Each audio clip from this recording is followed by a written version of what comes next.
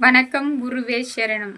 ரொம்ப நாளாக ரீல்ஸ் பாட்டு போட்டேன். இப்போ ஞானத்து கருத்துக்களுக்கு போகிறேன். ரொம்ப போர் அடிக்கிற மாதிரினா வேறு சேனலுக்கு போயிடுங்க.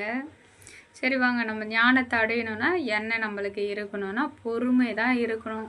இந்த பணம் பொருள் இந்த குருமார்கள் கூட அவசியம் கிடையாது. நீ ஞானம் அடைய பொறுமையாக ஒரே செயலோட ஒரே எண்ணத்தோட கடவுளை பிடிச்ச கடவுள் காலோட கிடந்தினா ஞானத்தை அடைஞ்சிடுவேன்.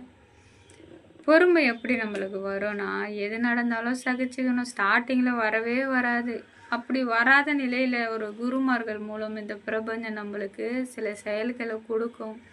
அங்கே போயிட்டு என்ன பண்ணுவோம்னா, குருமார்கள் நம்மளுக்கு கிடைச்சா, அதாவது செயற்கையில் கண்ணாடி பார்த்துக்குவோம் நம்ம முகத்தை. அப்படி கிடையாது. குருமார்கள் பாடம் எப்படின்னா, ஒரு குண்டாலில் இல்லை ஒரு பக்கெட்டில் தண்ணி வச்சு கலக்கி விடுவாங்க. அந்த கலக்கி விட்டுட்டு அந்த கலங்கின தண்ணி நிற்கும் பொழுது தாண்டா அவன் முகம் தெரியும்ன்ற உண்மையை புரிய